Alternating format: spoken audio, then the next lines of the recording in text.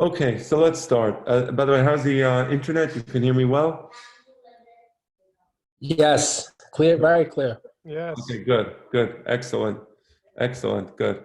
So now let's get started. Vayomer Adonai el Moshe Emor el Kohanim bene Aharon ve'amarta alehem lenefesh lo yitamma be'amav. So, by the way, the reason I read it with Ta'amim, we're studying Torah Shebichtav, and when Hashem taught the Torah Shebichtav to Moshe Rabbeinu, and when Moshe Rabbeinu taught the Torah Shebichtav to the Jewish people in Ohel Moed, and Rambam says in the Hakdama to Perusha Mishnayot, at the very beginning of the Hakdama, he says explicitly that Moshe Rabbeinu taught the Pesukim to the Jewish people with the Ta'amim. And when we read the Torah Shebichtav, we read the Torah Shebichtav with the Ta'amim. So always I try to follow that particular protocol. All right. So Hashem speaks to Moshe Rabbeinu, and he says, I want you to speak to the Kohanim. Who are the Kohanim? Among the Jewish people, the Kohanim used to be the firstborn. The firstborn of the Jewish people used to be the Kohanim. They were demoted. They were demoted after Har Sinai. So Hashem tells Moshe Rabbeinu, when I tell you I want to speak to the Kohanim, he's very clear. Bnei Aharon, the sons of Aharon. Not the other Kohanim, they were the Kohanim in Har Sinai, and they were the firstborn. They're not the Kohanim anymore.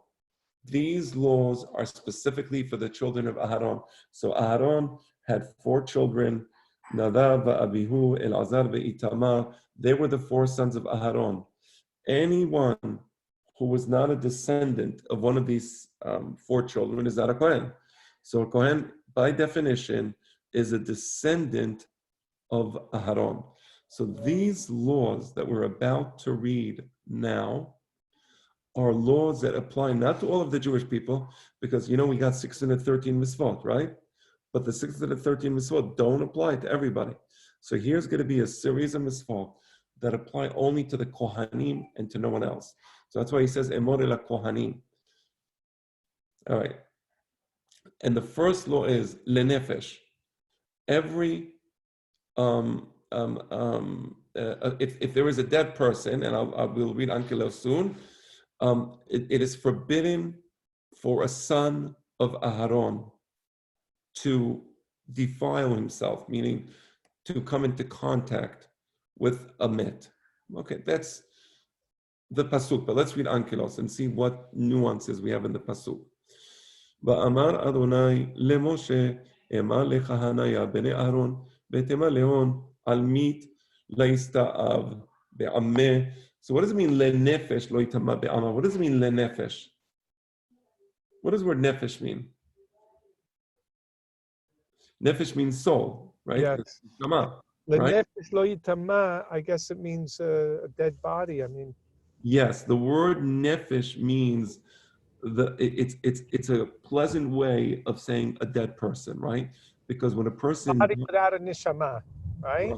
Correct. Because when a person dies, actually the nefesh is no more. The nefesh leaves. Correct. Yeah. So what's left is the nefesh. So we don't want to say leguf, like a dead body. It's not it's not lashon nekiyah. So instead of saying lenefesh, for the nefesh, of course, you're not being defiled because you're in contact with the nefesh. You're being defiled because you're going to be in contact with the body where the nefesh came from. You understand? I want you to understand. I want you to be sensitive to the language of the Chumash. Very important to understand how Hashem speaks to Moshe Rabbeinu and how Moshe Rabbeinu speaks to us. So the Torah tends to use lashon nikiyah, always wants to use clean language when possible. So here's a good example. Lenefesh lo yitama be'amav. Right? That's the idea of nefesh. I think, can I just add that I'm sure there has to be a pirush on this. It seems to me it's more than just lashon nikiyah. It's almost, because we know that the Torah doesn't like to harp on death. The Torah really likes to stay in life. So it's sort of like, instead of calling it, like you said, guf or met, it's saying the opposite, like life, nefesh. Yes, exactly. Lashon saginahor. Lashon saginahor. I understand that, but and I agree with that. And there's another example when Hashem speaks to Noah. He says, "Mina behema hatehora, umina behema asher enena tehora." That's brought in the Gemara Masechet Pesachim, but we know that from Perashat Noah. So always the Gemara in Masechet Pesachim in the beginning of the Gemara, it says that always the Torah wants to use leshon nekiya, always to use a more pleasant language. So, and if you look at Rabbeinu Saadia Gaon, the same thing. Lenefesh means referring to a dead person. But again, we're not going to say, if possible, we want to use, again, leshon nekiya. So it is forbidden for the Kohanim to come into contact with the dead. And there's many laws related to this. What does it mean to come into contact with the dead? Many, many laws. You can't be in the same house, in the same ohel, as a dead person. You can't be under a dead person. You can't walk over a dead person in a bet kevarot. There's many, many different laws. What it means, and of course you can't touch a dead person. So many laws that have to do with this, but those laws are specific to Kohanim. So that's why the Kohanim have to be careful. For example, a Kohen cannot enter a bet kevarot. Right? The Kohen is not allowed to enter a bet kevarot because he's not allowed to defile himself. Today, even though there's no bet hamikdash, that law still applies. It's still forbidden to enter a bet kevarot. This law applies till today. Okay, let me read the next pasuk. But there are exceptions. And here are the exceptions. Ki im lish'ero hakarob elav לאמו ולאביו ולבנו ולביתו ולאחיו. It is permissible for a Kohen to defile himself to she'ero. What does the word she'ero mean? I'll explain that in a moment. Okay? Le'imo, to the mother, to the father, to the son, to the daughter, to his brother.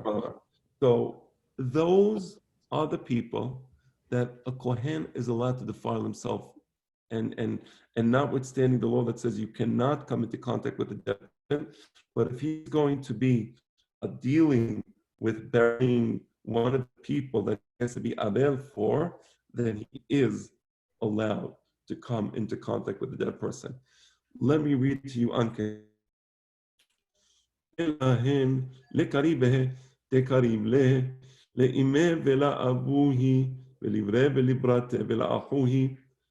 What does it mean, she'ero? Ankeles was kariveh. What does kariveh mean? Kariveh means a relative. So English she'ero means he can become impure to a relative, and then it says, but not any relative. You would think any relative. No, he has to be a relative very close to you. What is a relative that's very close to you? Mother, father, daughter, son, brother. And then the next pasuk will also bring sister. But there's a special law with the sister. That's why it's in a separate pasuk. So how do you get from the word she'ero to the word relative? How does the word she'ero mean relative? You understand my question? Anyone want to venture? So let me explain. We have se'or. What does se'or mean? Like the pasuk says, "Ach bayom harishon tashbitu se'or mibatechem." Se'or means yeast, right? So yeast is that which brings the dough to life, right? The yeast are actually living organisms. So she'ero in Hebrew means relative, but it's related to the word se'or, right? We have a similar word. We have she'erit Yisrael. She'erit Yisrael means the original members of Israel, because all of Israel are related to each other, right? So that's she'erit Yisrael. So the pasuk is saying that he may, in fact, become tameh only to a very close relative that we enumerated. But the Chachamim, they make a derasha on the word she'ero. The Chachamim ask a question. If we're already enumerating who these relatives are, Why say he can become tameh to a close relative? And then it says to the mother, to the father, to the son, to the daughter, and to the brother. And later on, we're going to say to the sister. Why not just enumerate those people? Why does it have to say she'ero? You understand the question? So the Hachamim, look at Rashi. Rashi brings the sifra on this pasuk. En she'ero ela ishto. She'ero means his wife. Because when a person becomes married, the pasuk says, Az ya'azov ish et aviv et imo, ve'ravak be'ishto ve'ayu lebasar echad. Right, so when a person marries somebody, they become close. They become spiritually close, physically close. So it becomes like now they're related in a sense, right? Through the marriage creates a bond between the husband and the wife, which makes them related in that sense. So the Hachamim say the word she'ero comes to teach us that also a wife, if bar minan, somebody's wife passes away, chas v'shalom, he's a kohen, he is allowed to become tameh for his wife. Okay, let's continue. Hold on 1 second, please.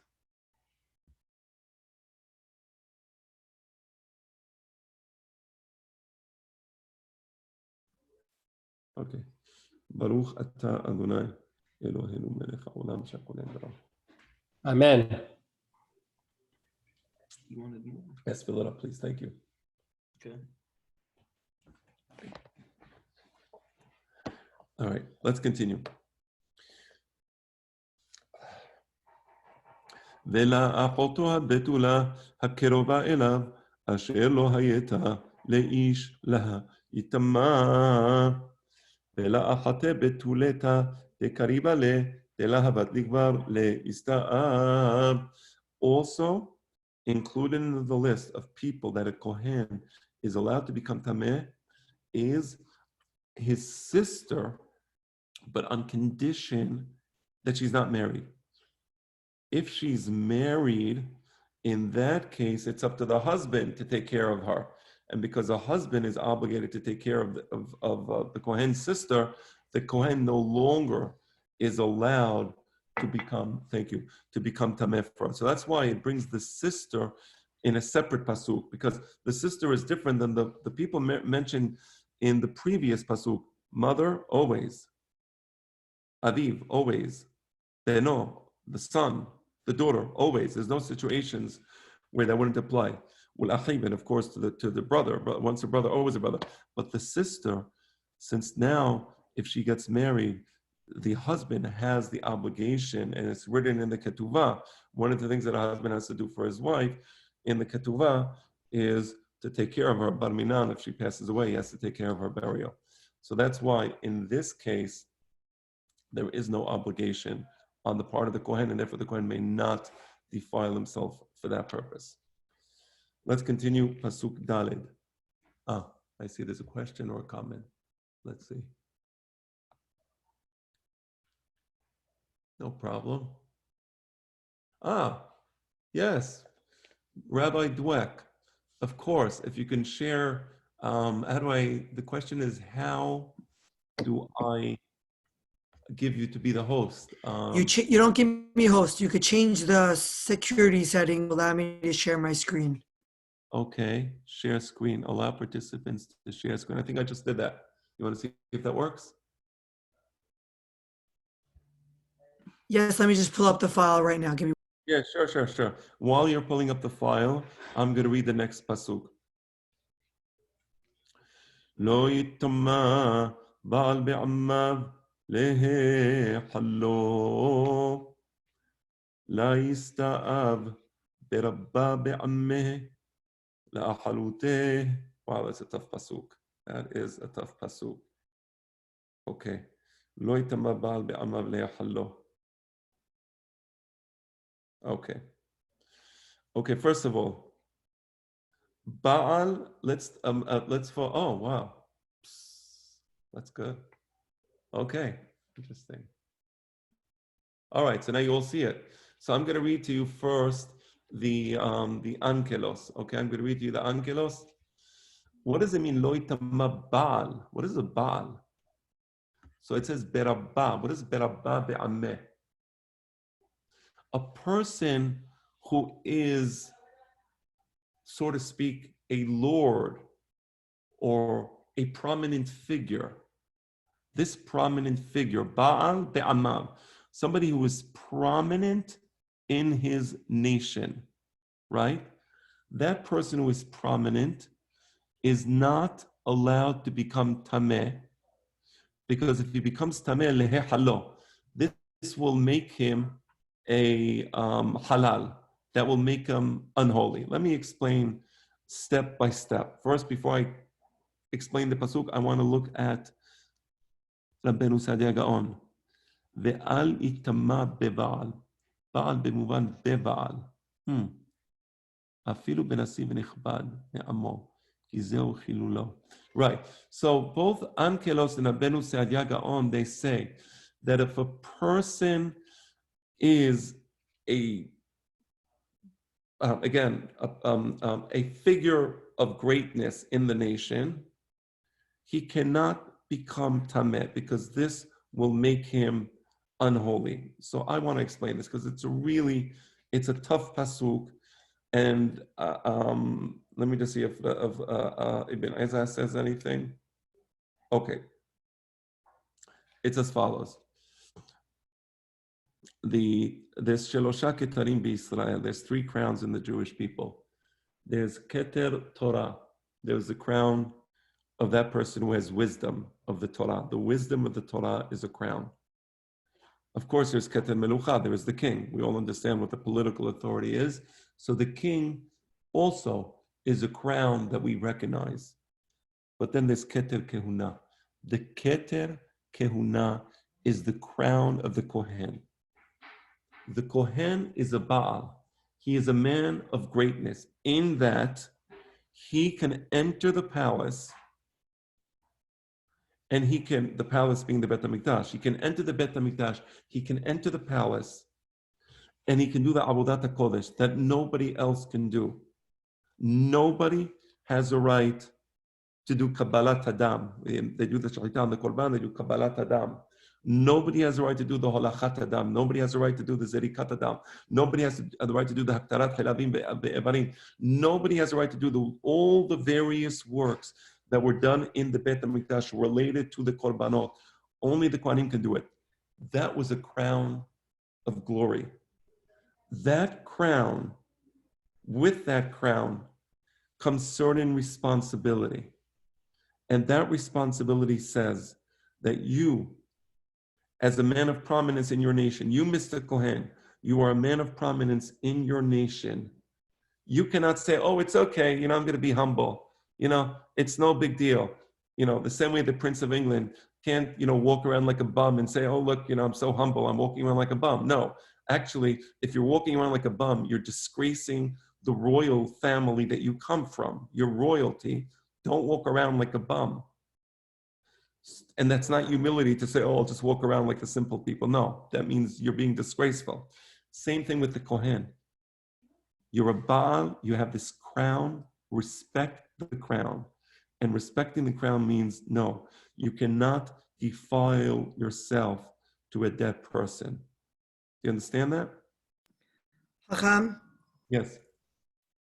I understood that a little differently from Rasaq, Onkelos, and Ibn Ezra. A little bit differently. Please.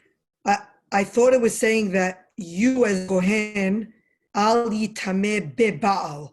You can't become tameh even to a Kohen or to a Nasi. Even to someone else who's nichbad, you, the Kohen, lo yitama be'Baal be'amav. Even to someone else who is a Baal be'amav.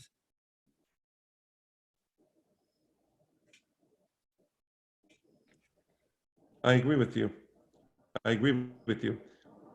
You're right. Meaning that even if the person who passed away, Rabbi Dweck, thank you. I agree with what you just said. Even if the person who passed away was himself a man of greatness, and I'm just going to read now, I'm going to read again Ankelos. So hold on, let me see it on the screen. Begadol. You're right. What is begadol? meaning you, the Kohen, should not defile yourself even to a gadol. Hazak baruch be'ammo. So let's say a great chacham passes away, and the Kohen wants to go to the funeral and be close to the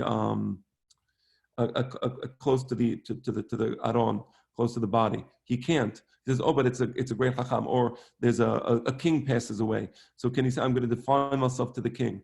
No, you can't. Rabbi Dweck, thank you. Hazak baruch. You're correct. Excellent. Does everybody understand what the explanation is? What does it mean? Lo yitama ba'al be'amav? Lo yista'ab berabba. No, that's what it means. Lo yista'ab berabba be'amel achaluteh. Because if he was to do that, he would be disgracing his crown being the crown of kehuna. So you cannot disgrace your crown, which is a crown of kehuna, for another crown, whatever that other crown is. You have to respect where you came from. So if you come from the royal family, respect the royalty you come from. You're a Kohen, respect the Kehuna, and by becoming Tameh, you would be defiling that crown. Okay, let's continue. Lo yikrehu korha berosham uf'az zekanam lo yigadu ubipsam lo yisretu Saratet. Okay. Ankelos. La yimretun merat pereshehon ufata de vikenehon la yighalon ubib sarhon la yichelun chibul. Okay. So there's several laws of kehuna. So the most important law of the kehuna, the first law of kehuna, I just studied it. A kohen is not allowed to become tameh. That's number one. There's additional laws of the kehuna. By the way, why is it that a kohen is not allowed to become tameh? What's the reasoning there? Does anybody know?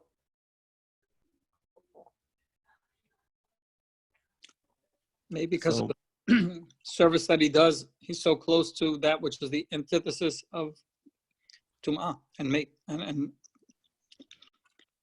I think you're right, because Hashem is referred to as Hay Olamim, right? And Hashem is referred to as Hay Olamim, and Hay Olam, Melech El Hay Ha'olamim, Amen. We said that also in the Tefillah, Melech El Hay Ha'olamim, Amen. Hashem is the life that is completely unlike any other life, because any other life at some point didn't exist and now came into being. And every other life, eventually it dissipates and it turns into death. Right? So Hashem is Hay Ha'olamim. He is the ultimate living existence, because his life is eternal. And it's not just that his life is eternal, but his life is what gives the world its life. Now, because the Kohanim are involved in the Avodat HaKodesh, in the Bet HaMikdash, and they are in the presence of the Shekhinah, which is the ultimate life, it would be disrespectful for them to turn away and face the opposite, which is the death of a person, right? That's the reason that the Kohanim are so, have this unusual law, which prohibits them from coming into contact with a dead person. I wanted to explain that. But there's other laws. Lo yikrehu korha berosham. What does it mean, lo yikrehu korha berosham? It literally means you're not allowed to yank out the hair on the head. What they used to do back then is if somebody passed away, in anguish, people had the custom of pulling out the hair. They're not allowed to do that. They're not allowed to do that.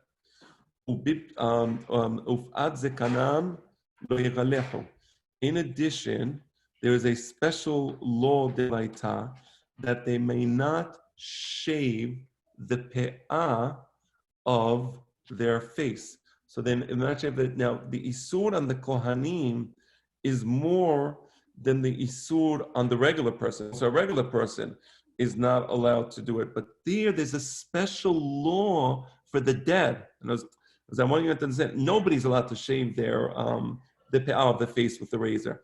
But what happened is that people used to do that for the dead people, meaning if somebody died, one of the acts would be tearing out the hair of the head. The other act would be taking a razor and shaving the face. So what it's saying is that all of these customs that were practiced for the dead, the Kohanim may not do it. Now, I want to look at Ibn Ezra. Can you move up the screen a little, Rabbi Dweck? Do you have that ability? So we can see Be'ur Ibn Ezra on the bottom. Yeah, there you go. So it says, "Lo yikrehu kol had berosham, uv'at zekanam lo yighalechu al hamet." This is referring to doing this for a dead person. Keminhag ha'umot be'eretz kasdim. It was the custom of the people in Eretz Kasdim, is the area in the eastern portion of Iran, bordering India. That's where Avraham Avinu comes from. And Harambam in the Moreh Nebuchim, he says that all the Avodah Zarah in the world comes from there. That's where the Avodah Zarah originated from. So all of these practices, pagan practices, were forbidden for the Kohanim to engage in. Now I want to read. Yes. Is this because ancient time priests used to get involved a lot in the dead? Would you say that that's a sort of a connection of why it points it out specifically with the Kohanim to tell us these extra death-related practices that the Torah is distancing the Kohanim from? Yes, and I actually once gave a long shiur about the fact that in the pagan world, the purpose of the priests was to be in contact with the dead, right? And that was a big thing. That's why they used to do these seances, and they used to have these things where they would be, communicating with the spirit, and the voice of the dead person would come through somebody else's mouth, right? All that Avodah Zarah nonsense, paganism. And by us, no, our Kohanim are to deal with Avodat HaKodesh, with the worship of the living God, not with dead people. Absolutely. I think that is absolutely correct. Not even a question. Okay. I want to read to you now Rashi. Lo yikrehu korha. If you could just move it up a little, more, to go to Rashi. Lo yikrehu korha perosh almet. Here. So, also the Jewish people are not allowed to be korhim korha. Now with the Jewish people, it says, when I say Jewish people, I'm sorry, non-Kohanim, it says, ben einechem, yachol lo yeh hayav al kol harosh, Talmud lomar berosham, v'yilmedu yisrael mekohanim v'gezerah shava. So let me explain to you. There is another pasuk that says, lo yikrehu korha ben einechem. That pasuk was talking about every Jew, not just the Kohen. Now, from that pasuk, you would think, where is it forbidden to pull the hair out? From where? So you would say ben einechem, which is the place where you put the tefillin. So the place where you put the tefillin is here, on above the forehead, right? But here it says berosham. Here it says, furthermore, not just here is it forbidden to pull out the hair, but from the entire head, which was, again, the custom of the Kohanim to do that. So this is forbidden for the Kohanim. It's forbidden for Yisrael. It's emphasized in the case of the Kohanim because it was common for the Kohanim to engage in these practices. And finally, Ubipsaram lo yisretu saratet. Let's look at Rabbeinu Saadia Gaon. Serita Keri Abaor. Right. I mean, you see this in Lebanon today. You see the Shiites. They have a festival. I forgot what it's called. I think the Ashura festival. Maybe somebody knows what the festival is called. And in this festival, you see them parading down the streets of Beirut and the various cities in Lebanon. And I once saw a video about this. It's actually quite graphic, so I don't suggest to anybody to see it. But basically, in the video, they take knives, rather large knives, and they cut themselves up, and it's a big mitzvah for them to have to have blood flowing all over the place. So, what can I say? Well, anyway, so here we see that this pagan custom, which the Shiite Muslims practice today, is actually a very ancient pagan custom. And with Salam Lo Yisetu Saratet, and this was a custom that was done specifically for when there was a death. So if somebody died, they would do Lo Yisetu Saratet. Today, the Shiites do it because they're remembering the death of Muhammad's son-in-law. So they believe in Muhammad's son-in-law, and Muhammad's son-in-law was brutally murdered by some other Muslims. And so the Ashura festival is remembering his death. So that's precisely the pagan custom where they used to slash themselves with these knives. They're doing it in honor, I forgot what his name was, I think Mr. Hussein something, I don't remember exactly. Let's see. Oh, I think somebody beat me to another chat. Let me just see here for a moment. Okay. Did somebody write here something? Yes, exactly. Oh, it was a grandson. Okay, I'm sorry. It was I stand corrected. It was a grandson. I think the mahloket was, I guess, from the grandson and maybe the son-in-law. I don't know, but there was two competing factions, and it was a guy called Hussein, but it was Muhammad's grandson, not his son-in-law. Okay. So let's continue. Okay, let's continue now in the Pesukim. Kedoshim yihiyu leElohehem velo yihallelu shem Elohehem ki et she'Adonai lechem Elohehem hem makribim vehayu kodesh kadishim yehon kodam elahahon vela yachalun shema de elahahon areyat kurban yad Adonai kurban elahahon inun mekarevin beyond kadishin. So they have to be kedoshim. They have to be separate, and in a sense, they are. I can't think of a better word. Allocated, so to speak, or separated from the rest of the people for God. In other words, once the children of Aharon became Kohanim, they are now separate from the rest of the nation. And were they not to be separate from the rest of the nation, they would be desecrating the name of God because they are in worship of God. They do the Avodat HaKodesh. So you can't just do the Avodat HaKodesh and say, okay, I'm doing Avodat HaKodesh, that's great. And I'm just a regular person.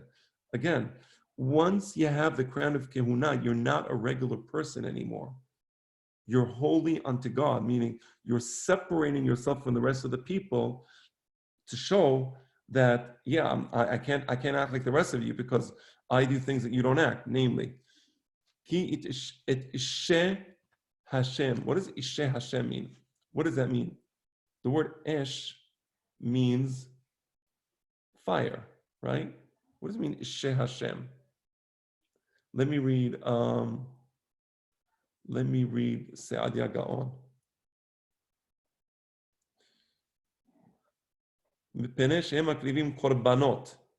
Right?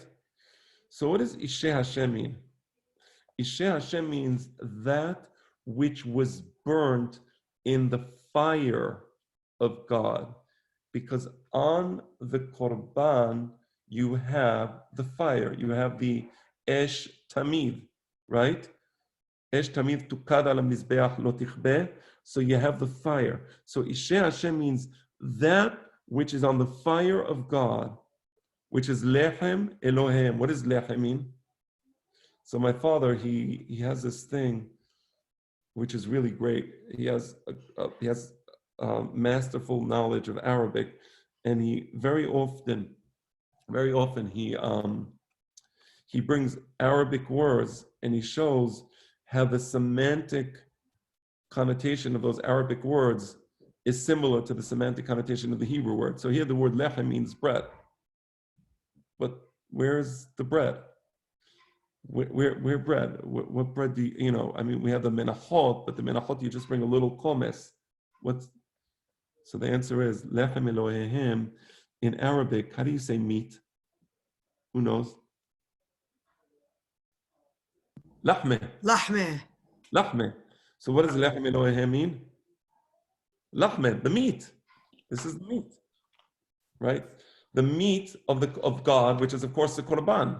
So they're bringing the meat of God, the lahme, which is the korbanot, and because they're makrivim the korbanot, vehayu kodesh. They're separate from the people. You understand? So it's like lahm ba'ajin, right? Lahm ba'ajin, that's meat, right? So lahme. So that's the lechem Elohim makrivim vehayu kodesh. Okay. Until now, we did laws that have to do with death and how they cannot engage in the same pagan rituals that the priests of the pagans would engage in. Because really, the priesthood of Am Yisrael is completely different. I mean, we use the word priest, but it's like I can use a word to describe, I can use the word car to describe a Ferrari, and I can use the word car to describe a plastic toy that a child plays with. It's two different things, right? So I don't like using the word priest because it's too close to the pagan priesthood. But the Kohanim of Bnei Israel were completely different than the Kohanim of Umot Olam. There was no relationship between them at all. That's a very important point to say. Let's read the next pasuk. Isha zona v'halala lo yikahu ואישה גירושה מאישה לא ייקחו כי קדוש הוא לאלוהיו. איתתה מטעיה ומחלה לא יסבון ואיתתה דם תריכה מבעלה לא יסבון הרי קדישו קודם אלוהיהם.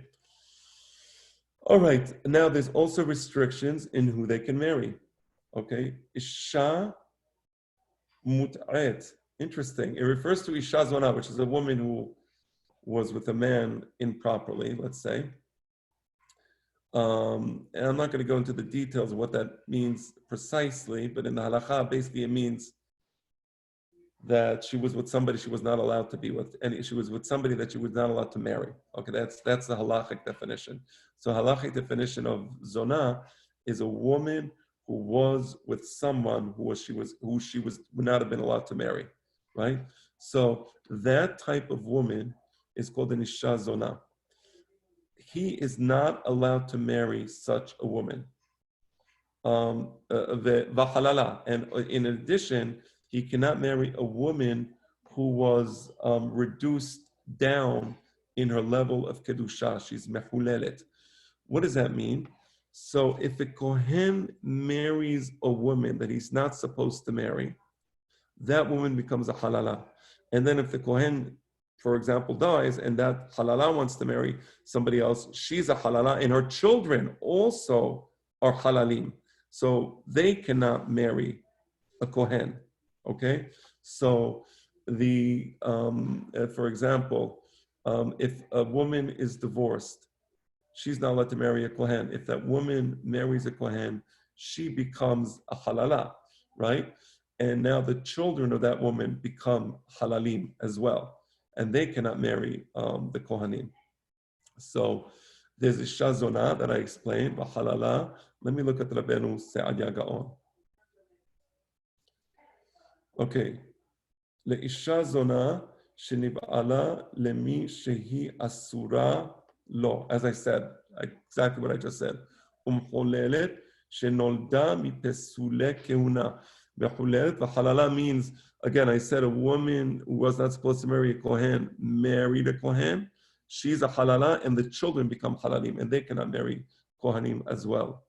It becomes a real issue in Israel, because in Israel, you do have situations where a woman who's a divorcee marries a kohen. I knew of a situation that came before me. Halakha le'ma'aseh. There was a kohen that married a gioret in Israel. And according to halakha, kohen is not allowed to marry gioret. So, of course, she automatically becomes halala. The children become halalim. So there was going to be, I'm just giving you the maaseh shaya kachaya, make of it what you will. So when I was in Eretz Yisrael, when I lived in Israel, one of the Chachamim that I was close to was Harav Ezra Basri. I don't know if any of you know Harav Ezra Basri. He was the Ab Betin in Yerushalayim for many, many years. And he's one of, you know him? Sure, of course, yeah. Right. He wrote a several volume book all on Dinei Mamonot. Great She'alot Utshuvot. Sha'arei Ezra. He wrote Dinei Mamonot. So he's one of the great Dayanim. He's old now. He's very old. But anyway, so Maaseh Shaya Kachaya, and I'm telling you the story to show you the Humrah, to show you how strict it is. A person calls me up. They need my help to find the mohel. Not making up the story. It's a real story. I'm a rabbi. So I say, okay, let me, do a little investigation. So I do a little investigation. It ends up that the father, the Avi Ben, was a Kohen, and the mother, she was a Gioret. And I suddenly became aware of this. So I called up Rabbi Basri. I said, listen, I just wanted to be like a little, I want to be on the safe side. I don't want to do anything wrong. There's a misvat aseh to make berit milah. There's no question. And so I called up Rabbi Basri. Something in my mind told me this isn't something you should be involved in. I called him up. I said, listen, Chacham, this is the situation. This is a Kohen. He's married to a halala. They need help now. Gioret halala. They need help to do berit milah for their son. So I called up the rabbi as if I'm calling him to ask him, do you know a good mohel? I know a bunch of good mohalim. Whenever I called him, I said, so do you know a good mohel? So he says, you don't help them. I'm forbidding you to help them. I said, he said, what? He says, the Kohen married a Gioret. He disgraced the Kehuna. Now he's going to come to you and ask you for help. Let him find somebody else to help him. That's what he told me. So that was the end of the story. So I share this story just so you understand that when a Kohen disgraces his Kehuna, somebody who understands what that means will shiver from fear.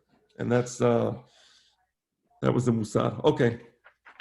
Okay, I have an interesting question. Yes, sir. Okay, because the woman becomes a halala. What's his status? In other words, is he just considered that he disgraced the kehuna? Let's say they don't have children. Is it still a disgrace? Right. And what's his status? Let me read to you Rambam. Give me a moment in Ilchot Ishut. Give me a moment. I'll get the book. You don't. I'm not. All right.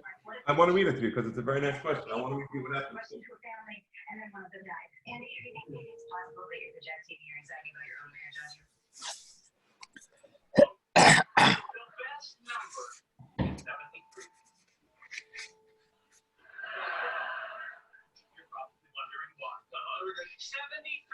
One moment, please. Hold on. Just use that fire stick, please. I'm going to.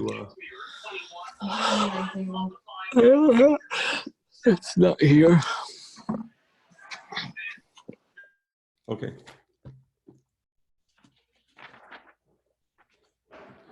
Okay. I'm reading to you Ilchot Isurei Bi'ah. One moment.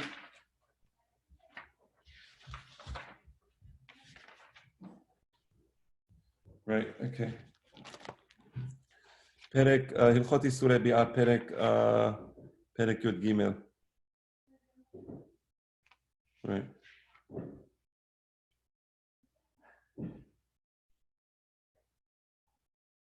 Right. You know what? Can you open it up, Rabbi Duak? If you're still there, can you open it up on Mechom? I'm working on it. I'm working on that right now. I'm on Mechom Mamre as we're speaking. Right. It's Hilchot Isurei Bi'ah, Perek Yod Zayin. Yod Gimel. No, Perek Yod Zayin. Hilchot Isurei Bi'ah, Perek Yod Zayin. Okay. 1 second. I'm about to share it. Give me a moment. Here we are. Which halacha? Halacha Bet. Okay, Kol Kohen. There it is. Right. It's there. Right. All right. Kol Kohen shenasa achat me'ashalosh nashim elu. One of the women that's forbidden for him, which is we said before gerusha. We said that divorcee zona. We said halala. We said any of those women, ben gadol ben ediot, ubaal lokeh. Lokeh. That's a malkut. V'im ba'alei derech zenut. אינו לוקה משום זונה או גירושה אחר השם, לא ייקחו עד שיקח ויבעול. Okay, that's the law of the Kohen, right? The law of the Kohen is he gets malkut, he made isur de oraita if he married one of these women and he was with her. You understand the halacha? All right. All right. Let's continue now in the pasuk.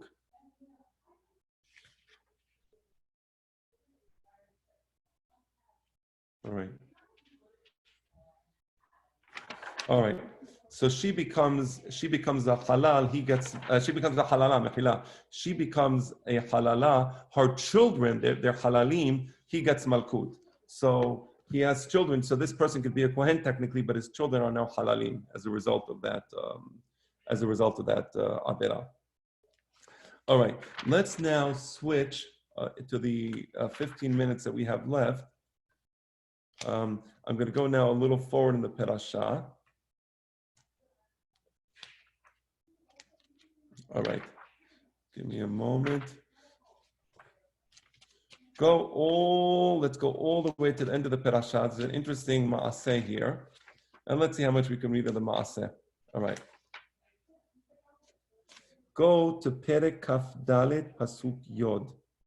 Perek Kaf Dalet Pasuk Yod. I'm there already. I'm there already. All right, I'm going to read it.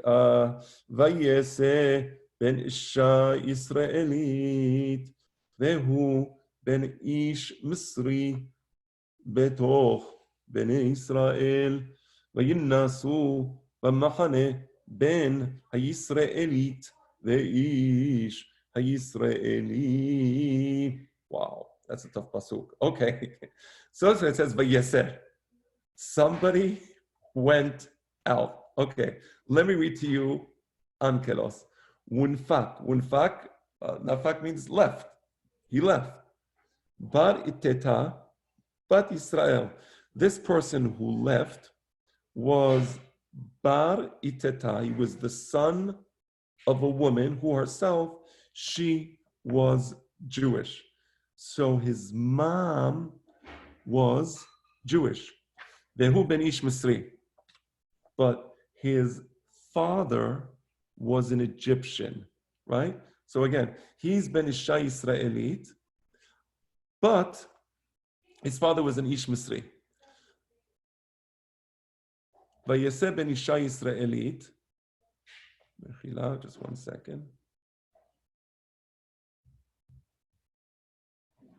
So look now at Rasbenu Saadia Gaon. Look at Pasuk Yod. Which is fascinating, this Rabbeinu Saadia Gaon over here. Yeah. Read it. What's fascinating to you? He explains Vayesez v'chasher yashav. Yes. Yasab bemuvan yashav. Right. What does it mean, yashav? Vayes isha Yisraelit ben ish misri. Interesting. Let's look at Ibn Ezra. Ibn Ezra says Yasa me'aholo. He left his tent, right? Right.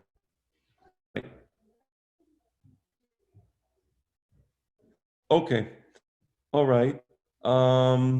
What does it mean Yashab? Yaseh ben Isha Yisraelit. What does it mean Yasab? How can that be Yashab? I don't see how that could be he sat. V'cha'asher Yashav. Yasab b'muvan Yashav. I'm going to look in Ibn Ezra and Shemot to see if there's any hint there. Right. He takes us to Shemot Perek Kaf Aleph Pasuk Zayin. I'm going to go look there now. He also has the Sharashim of Rabbeinu Yonai ben Jannah. Let me see. I'm gonna get the Sefer HaSharashim of Rabbeinu Yonai ben Jannah. See if we can in Yashav. Give me a moment, please. I also have a digital file of that. Open it.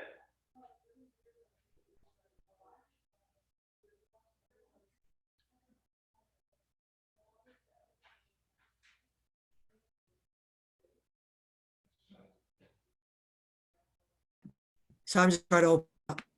Okay. So I like using the old books. I'm just old-fashioned, so you'll forgive me. So I'm looking at Yod Shin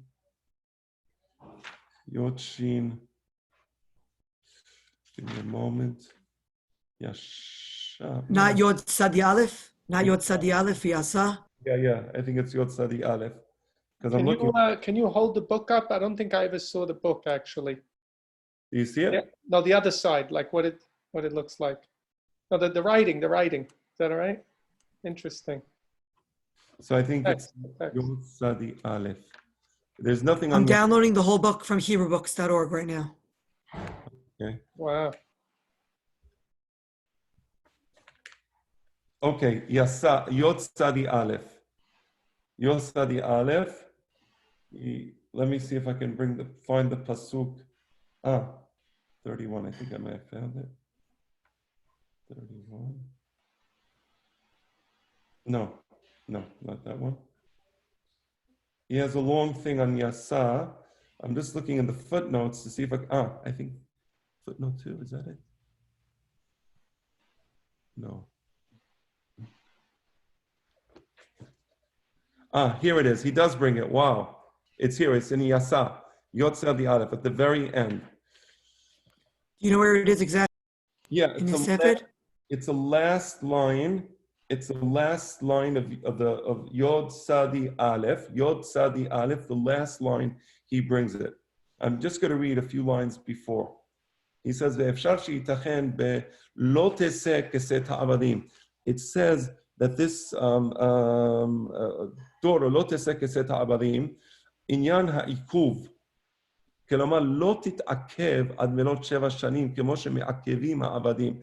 So when it says with respect to the daughter, that אשר לא ידע והפתה מעם נוכרי, you remember that a person sells his daughter as an ama, and then at the end, the son doesn't want to marry her, the son of the owner doesn't want to marry her. It says, לא תעשה כסת העבדים. What does it mean? It's on the screen now, Hacham. Okay. עניין העיכוב, כלומר לא תתעכב עד מלאת 7 שנים. Normally, we make the עבד wait 7 years. לא תעשה means we don't make her wait. אבל תעשה קודם זה, but she leaves earlier. אם ראה בעיני אדוני בשתי שערות, בכל עת שיזדמן בתוך 7 שנים. והעניין הזה חוץ מן העניינים שזה חלום לזל שם האמת, וכן אמר ויעשה בן שהוא כמו יעשה נא אבי ואמי.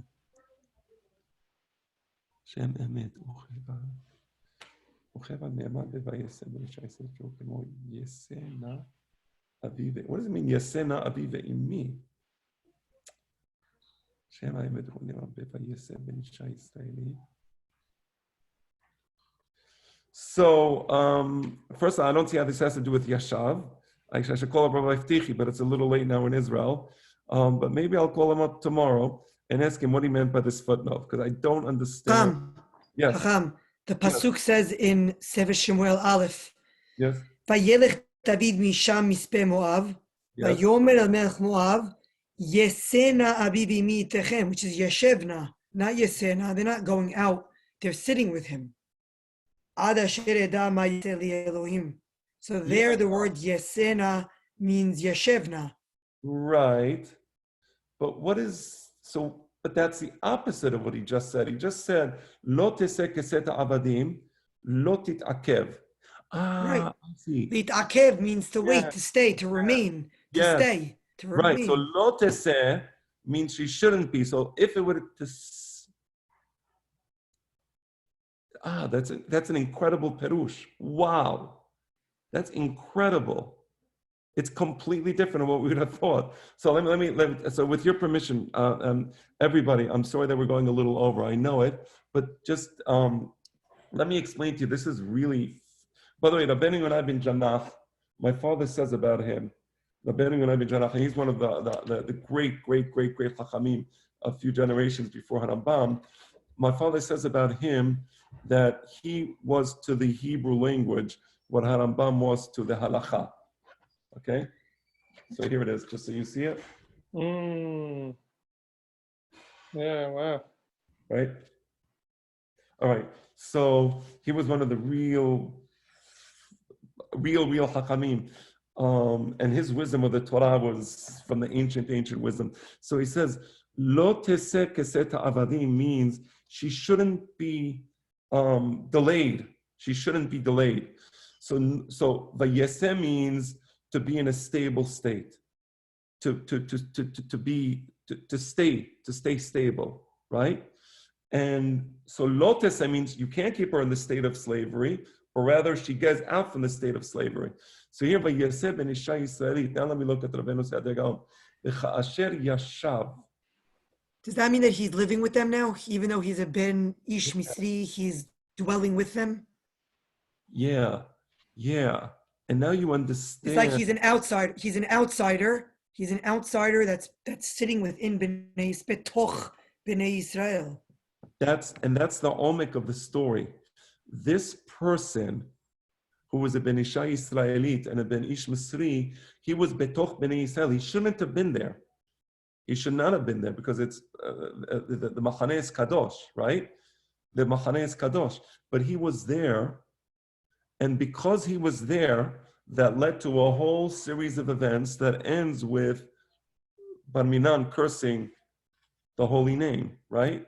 Like Kalel, he curses.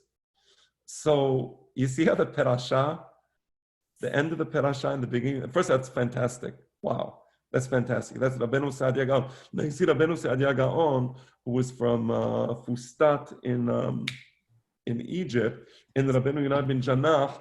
I always say this, and I learned this from my father, that these Chachamim, they had a common heritage. Right? They had a common wisdom. So you see the wisdom of Rabbeinu Saadia Gaon, it aligns with the wisdom of Rabbeinu Yonah ben Janach. Right? You see that so perfectly.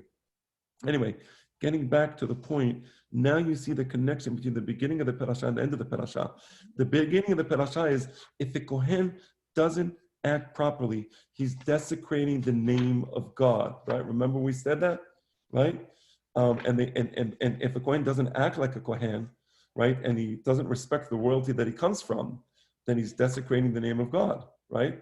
Ki kadosh hu lelohav. Ki etesher Hashem le'elohim makrim ya'akov. No, where was the pasuk again? Hold on. Right. Kedoshim yiyu le'elohim v'lo yachalelu Shem Elohim. What does Shem Elohim mean? The name of God.